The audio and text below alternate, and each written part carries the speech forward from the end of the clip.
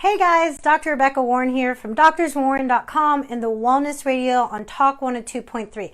So today I wanted to come on because I had a couple of consults today where I got frustrated. I got frustrated because I've heard this today and I've heard it multiple times that people will go to their doctor, they don't feel well, they're feeling exhausted, they're weight loss resistant, or they're gaining weight, their mind is foggy, just everything just feels off.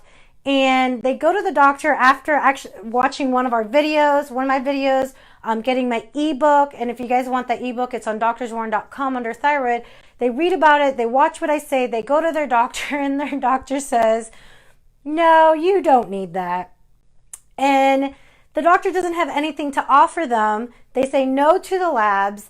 And, you know, these women, men and women, leave there wondering, why is it that I still don't feel well or things aren't balanced? So this is my goal. When I'm making content, my goal is that you feel so educated and empowered that you can hear an answer like that and be like, nope, not okay. I'm either going to find a practitioner that's going to listen to me, that is going to work with me, and not bring ego or whatever it may be, whether it is that they have outdated information, they don't have the time to understand why you need these labs, whatever it may be. I hope that this information is able to allow you to feel comfortable to open up the conversation with your doctor to see if they'll listen to you and hear you out.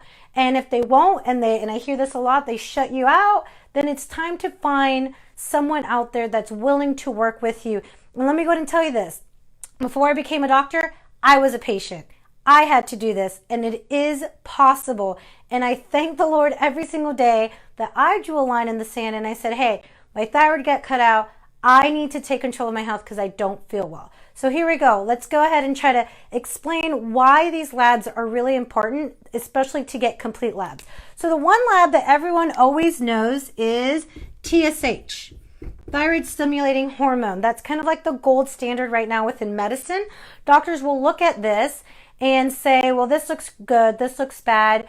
But I'm going to show you guys why that alone is not going to be enough to figure out what's going on with your body and what's going on with your hormones. So TSH actually comes from the pituitary. So usually when I do a thyroid talk, I have people say pituitary with me. So if you're at home, say pituitary.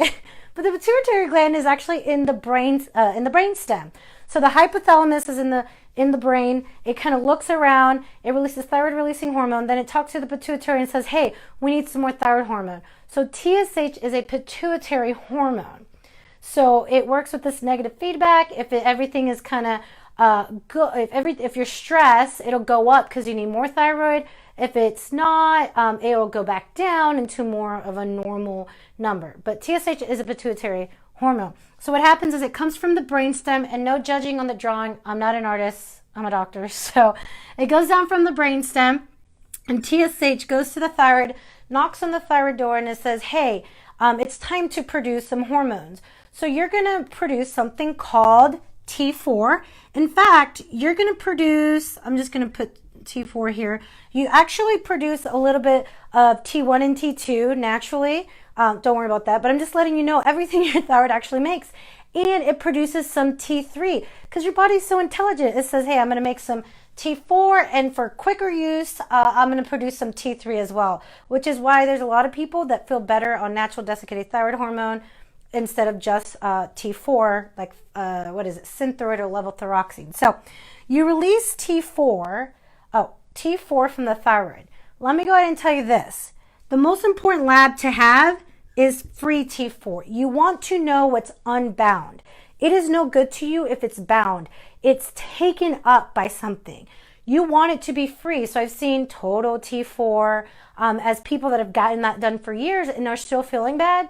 Free T4 is unbound. It's going to be available. So you want to look at that because what you're looking at is, what do I have right now that's going to help me with my cells? It's going to help produce ATP. What's going to help me lose weight, feel great, unbound. So free T4 gets released from the thyroid and it has to be converted. All right. Free T4 on its own isn't going to connect to your cell receptors, meaning it has to be one way to think about it is it has to be switched. It has to be turned on. How does it become that? By getting converted to free T3. It does that. A majority of that happens in the liver. Okay, so it goes to the liver and it comes out as free T3 and the digestive system. Okay, with the people that I coach, how many people do you think that have been hypo for a period of time, or if their thyroid has gotten dysfunctional, how many people do you think have a healthy liver?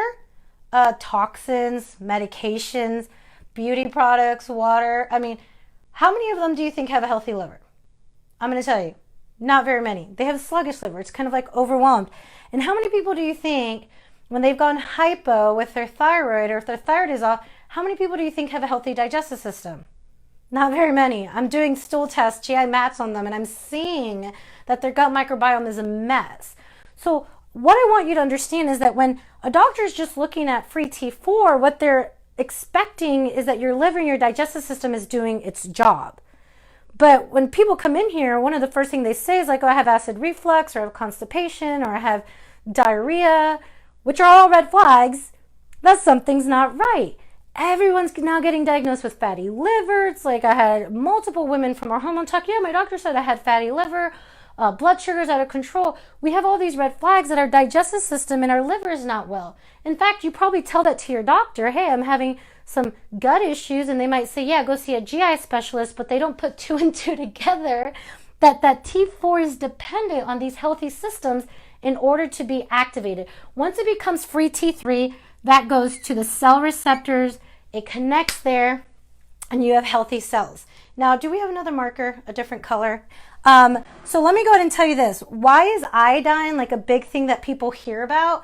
And they're like, oh, maybe I should do iodine, or should I not do iodine? Well, iodine is needed. I'll put this right up here. Iodine is needed to make free T4. It's actually 4 iodine molecules that's kind of breaking down and used to make your thyroid hormone. And this 3 here is like that 3 iodine molecule. So what does this mean? Is that iodine is necessary to make thyroid hormones. But research says in the last 50 to 60 years, our consumption of iodine has gone down by 50% because we were told that salt was bad for us. Side note, table salt, absolutely horrible for you. But rich minerals are found in things like Himalayan pink salt and sea salt. So just a side note there for you guys. So what happens is that for the last, 50, 60 years, our iodine consumption has gone down. And if we do eat salt, it's depleted of really great nutrients. And so that means that we don't have this enough iodine to make your thyroid hormones. So not only do we not have enough iodine, but then things that look like iodine will compete with iodine. So what are those things? Fluoride, chlorine, bromine. My favorite question is, where do you think you get most of your fluoride and chlorine from? Your water. You bathe in it, you drink it, you wash your stuff in it. It's toxic. And then you go to your dentist and like put fluoride in your mouth. That's just going to cause some serious issues with your thyroid. And then the final 2 things we're going to talk about is that when your free T4 goes to your liver, it does this natural thing of producing reverse T3. Reverse T3 is kind of like this inactivated. So instead of making free T3, it'll take some and make reverse T3, which is great if your body's under stress. But reverse T3 is kind of like a pool for future use, just in case. It's a reservoir. But what happens when your body's stressed, if you're low in iron, if you're chronically sick, what your body can start to do is it can start increasing.